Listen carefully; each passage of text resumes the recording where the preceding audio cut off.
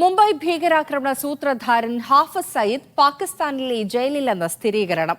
ഇയാളെ വിട്ടുകിട്ടണമെന്ന് ഇന്ത്യ ആവശ്യപ്പെട്ടിരുന്നു. 7 തീവ്രവാദ കേസുകളിലായാണ് ഹാഫിസ് സയ്യിദ് ജയിലിൽ കഴിയുന്നത്. ഡൽഹിയിൽ നിന്ന് വിഷ്ണു പ്രസാദ് ചേരുകയാണ്. വിഷ്ണു, വിവരങ്ങൾ. മുംബൈ ഭീകരാക്രമണ കേസിന്റെ സൂത്രധാരനായ ഹാഫിസ് മുഹമ്മദ് സയ്യിദ് ഇപ്പോൾ ജയിലിലാണ് എന്ന സ്ഥിരീകരണമാണ് ഐക്യരാഷ്ട്രസഭയുടെ റിപ്പോർട്ടിൽ നിന്ന് വ്യക്തമാകുന്നത്. 7 തീവ്രവാദ ഫണ്ടിംഗ് കേസുകളുമായി ബന്ധപ്പെട്ട് 78 വർഷത്തെ ജയിൽ ശിക്ഷയാണ് ഇയാൾ അനുഭവിക്കുന്നത്. 2020 മുതൽ തന്നെ ഇയാൾ ജയിലിലാണ് എന്നാണ് ഇപ്പോൾ അറിയാൻ കഴിയുന്നത്. 2020 ഫെബ്രുവരി 12 മുതലാണ് ഇയാൾക്ക് ജയിൽ ശിക്ഷ വിധിച്ചത്.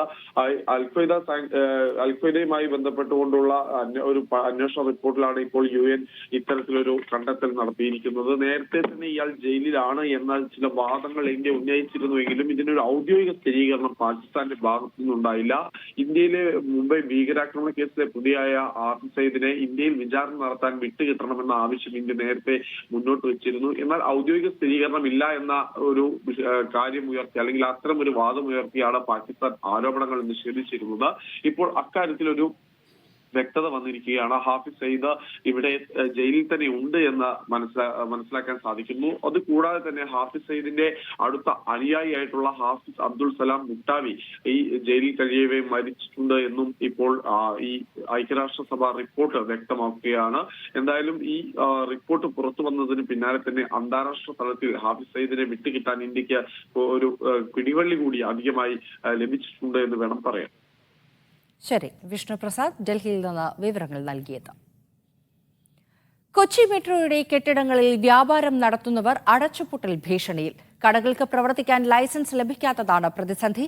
KMRL മാസ്റ്റർ പ്ലാൻ സമർപ്പിക്കാത്തതിനാലാണ് കൊച്ചി കോർപ്പറേഷൻ ഉൾപ്പെടെയുള്ള തദ്ദേശ സ്ഥാപനങ്ങൾ ലൈസൻസ് അനുവദിക്കാത്തത്. ടിക്കറ്റേതര വരുമാനം ലക്ഷ്യമിട്ട് 2019 കൊച്ചി മെട്രോയുടെ പരിധിയിലുള്ള സ്ഥലങ്ങൾ കച്ചവടക്കാർക്ക് വാടകയ്ക്ക് നൽകിയത്. മെട്രോ പില്ലറുകൾ കേന്ദ്രീകരിച്ച് കച്ചവടം തുടങ്ങിയവർ 5 വർഷങ്ങൾക്കിപ്പുറം ലൈസൻസ് ലഭിക്കാതെ പ്രതിസന്ധി നേരിടുകയാണ്. കൊച്ചിൻ കോർപ്പറേഷൻ അടക്കമുള്ള തദ്ദേശ സ്ഥാപനങ്ങൾ ഇതുവരെ ലൈസൻസ് നൽകിയിട്ടില്ല. പുതിയൊരു എഗ്രിമെന്റ് എഴുതി ഈ കടകൾക്ക് വേണ്ടുന്നതായ എല്ലാ സൗകര്യങ്ങളും കൊടുത്ത് അവരെ ഒരു നോ ഒബ്ജക്ഷൻ സർട്ടിഫിക്കറ്റ് ഈ കച്ചവടക്കാരുടെ നിന്ന് തന്നെ ഇവർ വാങ്ങിയതിന് ശേഷം വാടക പിരിക്കുക. അതുപോലെ ഈ രഹസ്യമായി നടത്തിയ ലേലങ്ങൾ എന്ന് പറഞ്ഞാൽ ലേലത്തുക കെട്ടിവെക്കാതെ ലേലം നടത്തി കൊടുത്തിരിക്കുന്ന സ്ഥലങ്ങൾ, അതിനൊരു പൊതു തീരുമാനം തന്നെ ഉണ്ടാക്കണം. അത് തെറ്റായൊരു നടപടിയാണ്. ആ തെറ്റായ നടപടി ആയതുകൊണ്ടാണ് ഈ പ്രശ്നങ്ങൾ അത്രയും ഉണ്ടാവാനും കാരണം.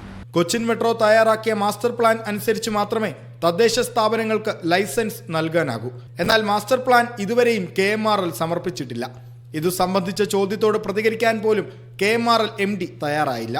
കൊച്ചിൻ മെട്രോയിലെ വ്യാപാരികൾ നവകേരള സദസ്സിൽ ഈ വിഷയം ഉന്നയിച്ച് പരാതി നൽകിയിരുന്നു.